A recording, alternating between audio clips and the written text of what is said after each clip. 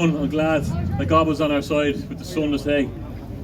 I'm going to echo some sentiments, but first I want to say a big thank you to Cork Says No. I know they hit a lot of resistance. You see the beautiful tricolours up. I know they got torn down a few times and they were up late last night getting them back up, so fair play to them.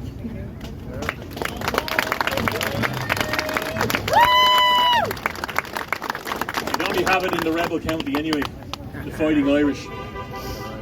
Yeah, I'm going to echo some things that both speakers already have said. One about the slandering campaign, and I guess this is all coming to the light a little bit now.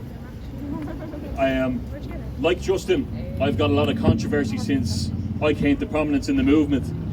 And I often wondered where this was coming from. And I think that the state have revealed themselves in the last few months. I think it's very important to know that the people standing here, a lot of them, have heard lies about me, probably lies about Justin. But it shows who shows up in public and is willing to talk them out. That says it all. And the people are hiding today. And they're hiding behind pushing others out. If they wanted unity, they would have asked everyone to a warehouse. Or maybe not a warehouse, that sounds a bit dodgy. I wouldn't have went to that now, to be fair. But all is equal sitting down. Right, 5 policies on the board, can we all agree with it? Those who didn't can leave, because they're not for us. We need to stand up and make sure we remember the Fighting Irish history in this country. You look at the history of some of these people, where they come from. A lot of their history has been erased and wiped. I can tell you that all my family are from Phoenix Park in Dublin. My great-grandfather, Leo Casey, was a gatekeeper for the veteran IRA at the Gate Lodge. And he fought at 18 years old to the Easter Rising and the War of Independence. And my grandmother's side was Kevin Barry. And I remember a family story said to us, because it kind of resonates with me lately. I'll share it here today. On the fateful Easter morning in April, they were all standing over the bridge at a rail yard. And the commander said to the battalion of freedom fighters, the English are on the way down that railroad. And for those who don't want to be here, this is your last chance to walk away. And men did get up and they walked, because they knew it was a losing battle. 100 years later, I stand here, Anthony Leo Casey, still my family fighting for Irish freedom. But it's not the Brits coming down the rail yard anymore. It's the globalist who's infiltrated the state. And don't think for a second they haven't infiltrated the nationalist movement. Because of course they would. But they're rearing their heads now and we can see them.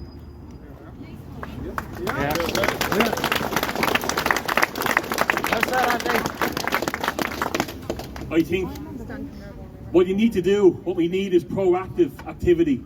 The likes of Clan Éireann, Shinadina. These are proactive things for Ireland. They're not part of the state. And that's why you get these smear campaigns. They will bring people from any political alliance, once they're nationalists, together under no politics. Because they know what has to be done. And this may come that things will get a lot worse. My nana set me down 15 years ago and said, Anthony, you will live through a time where the globalists will invade Ireland. They'll try to get a one world government. They'll try to roll out a government ID, a digital ID, and lock you down. But if you resist, you save your soul. And that's what we must do, resist. But Noreen is right in what she's saying. That is coming very fast. Cork, Tralee, Carlow, Ennis, they're all piloted right now. The South Eastern Assembly, look it up online. It was taken down a few times, so it's back up. Problem, reaction, solution. The problem will be flood the country full of crime. The reaction is civil unrest, and the solution, surveillance state. And you know that the propaganda works on all too many. As Justin said, these people will vote it in. So we need to call that out. That's an important message before politics, because like Justin, I don't believe this will be won in the ballot box. In fact, I'm sure of it. I've seen it. We have the receipts. So we need to come together on the ground.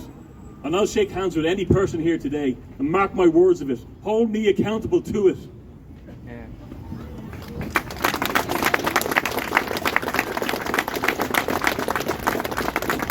In the new year, I want to offer a solution with Shin Nadina. for when these things come in and we're ostracized from society. We're going to build some self-sustainable workshops, communication networks, get people out planting spuds again, weaving snares, hunting. All of that is in place, so that at least it'll give you an option and a lifeline, because we need to be about solutions in this war, not just complaints. We can't keep going around in circles shouting at empty buildings. We need some practical solutions, and that's one that I'm working on right now. Well done. One of the last things I'd say,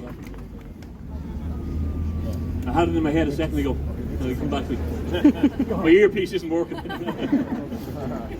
Well, the last things I'll say is that I know it's very difficult to stand up and to turn up to these events, and well done to everyone who turned out today. And to them I say, and the people listening at home, you have to speak the truth, because that's all that matters in the end. You can't be afraid of what your neighbour might think, what your work colleague might think, what your family might think even. We've all lost people along the way, but you have to speak the truth, because that's all that matters in the end. And I will speak the truth, and I won't be silenced no matter what threats come. So I mark my words on that. We're here to stay till we see a better Ireland for the future. Hear, hear. So, Fíal a Héireann. May God be with Ireland. God bless.